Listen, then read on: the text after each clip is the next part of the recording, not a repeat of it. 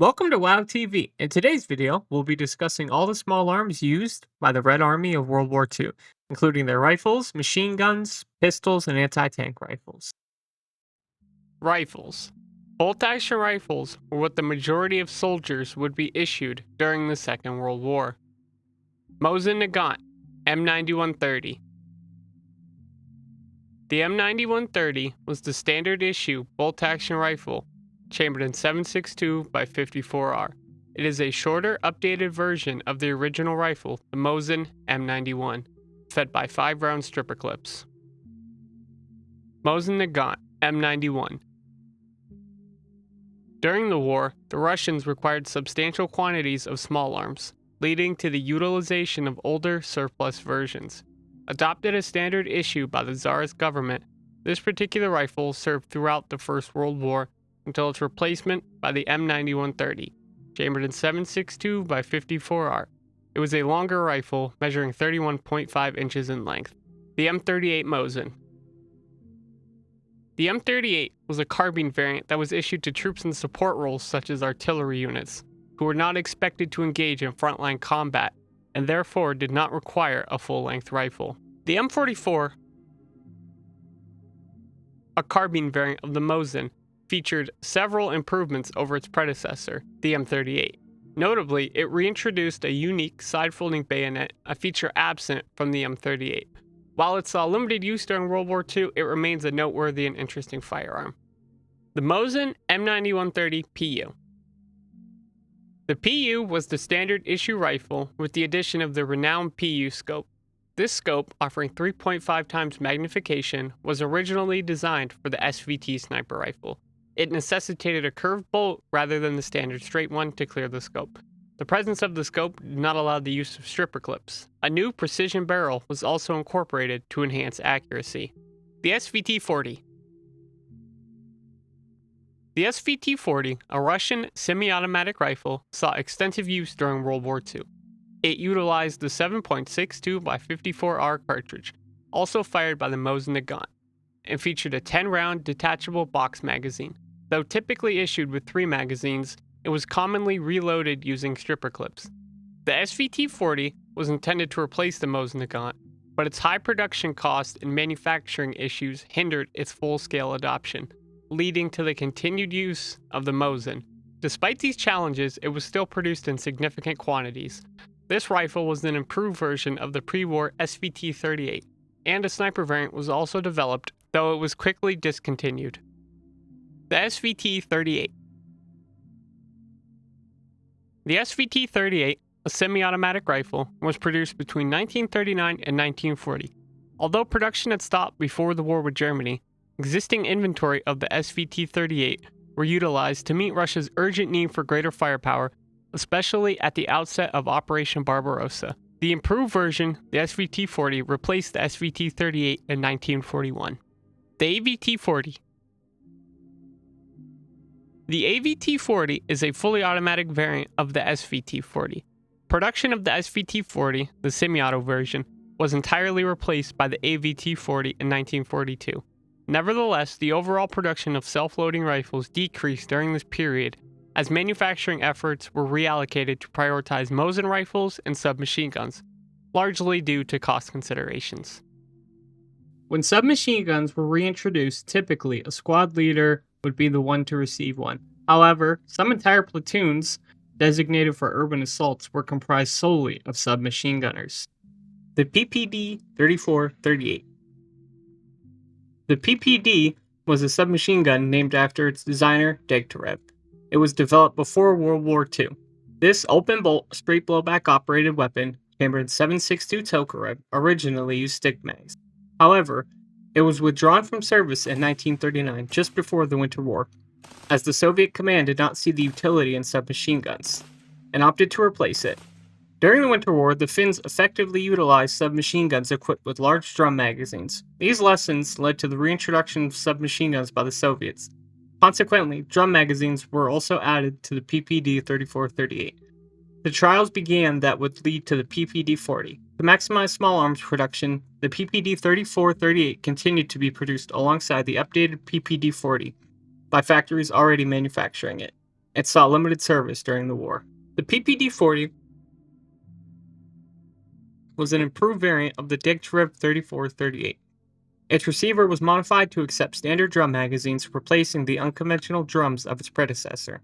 The PPD-40 had a very brief production run before being succeeded by the renowned PPSH-41. The PPSH-41, an iconic small arm from World War II, was renowned for its drum magazines, high rate of fire, and its distinctive muzzle perforations. It superseded the PPD-40 due to its significantly lower production cost and simplified design. While it retained the 7.62 toe curve chambering, the manufacturing simplifications led to the large iconic drum magazines becoming a bottleneck, necessitating the development of the less-known stick magazines. Due to inconsistencies in quality control, magazines were not strictly interchangeable, requiring users to identify a compatible magazine and exclusively utilize it. The PPS-43, an even more lightweight and simplified submachine gun. It featured significant improvements to its magazine design, exclusively using effective stick magazines instead of drums. Although intended to replace the PPSH, it was used in conjunction with the PPSH due to the high demand for small arms. Retooling existing factories for conversion was not economical, so both models were produced simultaneously. The primary goal of the PPS-43 was to boost production. Its design allowed for manufacturing in machine shops with limited to no prior firearms experience. Experts estimate that it required 1/3 to 1/2 the time and materials to produce compared to the original PPSH. Initial production began in the city of Leningrad while it was under siege. The PPS-43 also had a significantly lower fire rate, which helped mitigate the loss of capability associated with the absence of the large drum magazines. Light machine guns were integrated at the squad level, with one per squad. Heavier models were distributed as needed. They were also mounted in aircraft, vehicles, and used as defensive gun emplacements. The DP-27, also known as the DP-28, was the Soviet Union's light machine gun. Also designed by Degtyarev, it featured a unique top-mounted PAM magazine holding 47 rounds of 7.62 by 54R. It had a version called the DTM for mounting on tanks. A successful flapper lock system was later incorporated into many other firearms beyond the scope of this video. Like some larger machine guns, the DP-27 included a quick-change barrel. Production was relatively simple compared to other countries' light machine guns, though not as straightforward as stamped submachine guns also used by the Russians. In 1944, a modernized version, the DPM, was introduced with minor updates and improvements, and it saw some service during World War II. Russian Maxim 1910. The PM-M 1910 served as Russia's standard-issue heavy machine gun. This water-cooled weapon featured a jacket designed to contain water, thereby reducing barrel heat. Maxim guns saw extensive use in various configurations by numerous nations throughout history. During World War II, the Russians continued to employ their World War I-era Maxim 1910 as their heavy machine gun, incorporating a few minor modifications. These included a wheeled mount and a metal shield to protect the operator. Like all firearms in Russian service at the time, it underwent several rounds of modernization. SG-43. A Russian belt-fed machine gun intended to supersede older Maxim machine guns, possesses a noteworthy history regarding its replacement of the DS-39, another Degtyarev design. The SG-43 is an air-cooled 7.62 by 54R machine gun, also utilized in a carriage mount and was compatible with the exact same Maxim mounts. It initially commenced development as a light machine gun designed to replace the DP-27. However, due to significant issues encountered with the DS-39, the designer reconfigured the weapon into a heavy machine gun by incorporating a thicker barrel for enhanced sustained fire. Subsequently, it was integrated into a mount and its receiver transitioned from stamped to a milled construction. The DS-HK-38. The Dishka or Degtyarev Shpagin heavy machine gun Model 38 was a Russian heavy machine gun developed before World War II. Originally designated the DK, Degtyarev Heavy, it was designed to be an anti-aircraft weapon chambered in the Russian 12.7 by 108mm or 50 caliber round, similar to the American 12.7 by 99mm. While primarily intended for anti-aircraft use, it could also be mounted on a carriage for anti-personnel use. The initial DK model featured a box magazine and a slow rate of fire. It was later improved by Shpagin, who made it belt-fed and increased its rate of fire, leading to its redesignation, the Dishka. Despite its pre-war origins, only around 9,000 units were in Russian service by the end of the war, indicating low production during the conflict. However, the Dishka achieved significant recognition and widespread use after the war and remains in use by some forces today. The Chakas. The Chakas is an aircraft-mounted heavy machine gun, an advanced weapon for its era. It boasted a firing rate of 1,800 rounds per minute. While it utilized the standard 7.62x54 cartridge, reliable feeding issues necessitated the development of specialized ammunition. This machine gun was a staple in most Soviet aircraft of the period. However, as the war progressed, many nations began transitioning from rifle rounds to heavier calibers, such as 50 cal and 20mm cannon rounds. In response to this trend, a variant known as the Shavak was created, which was essentially the same gun rechambered and reinforced to accommodate the larger 50 caliber round. During World War II, in the Red Army, pistols were issued to officers and personnel operating tanks and armored vehicles. Tokarev TT-33. The Tokarev semi-auto pistol, chambered in the same 7.62x25mm cartridge as the submachine guns, was the official standard issue at the war's outset. Nagant M1895. The Nagant M1895 revolver was known for its unique gas seal feature, which prevented gas leakage. This feature was not widely adopted by other revolver manufacturers because it was not seen as being important. Although the more modern TT-33 pistol was intended to replace the Nagant, manufacturing difficulties, safety concerns, and the TT-33's inability to be fired from tank and armored vehicle portholes due to it being slide-operated led to the continued extensive use of the Nagant M1895 revolver. Before being technically replaced by the TT-33, the Nagant M1895 revolver was a standard-issue sidearm for the Tsarist government during World War I and the preceding period. Anti-tank rifles were specialist weapons and not integrated into the squad level. Each infantry battalion would be equipped with an anti-tank rifle platoon, comprising 9 anti-tank rifles, for deployment as needed. PTRS-41.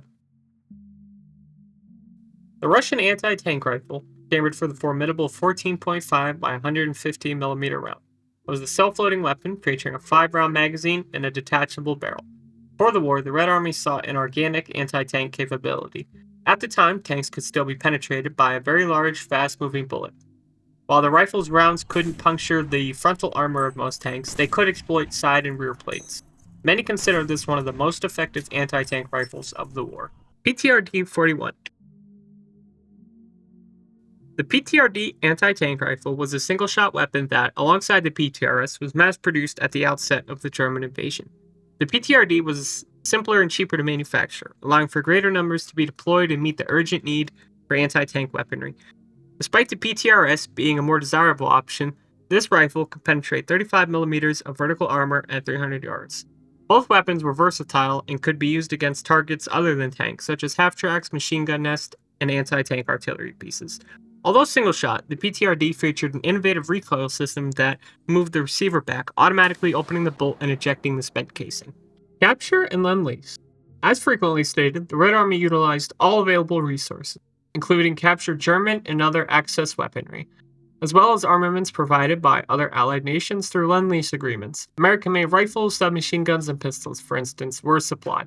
However, these specific examples will be discussed when examining their respective countries of origin.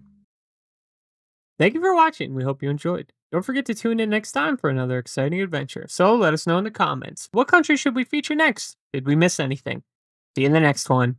Dun dun dun dun!